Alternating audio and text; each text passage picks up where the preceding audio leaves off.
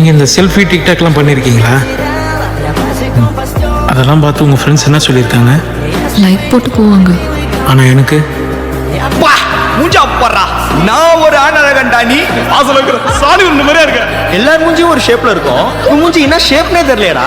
உன்னை போட்டோ எடுத்ததுல அந்த ஃபில்டர் கருகிச்சு மச்சான். டேய் ரொம்ப தொங்குதுடா பால் மாடு. எல்லாருக்கும் வயித்துல தான் தொப்பா இருக்கும், உனக்கு மட்டும் யா மச்சான் மூஞ்சி ஃபுல்லா தொப்பி ஆகுது.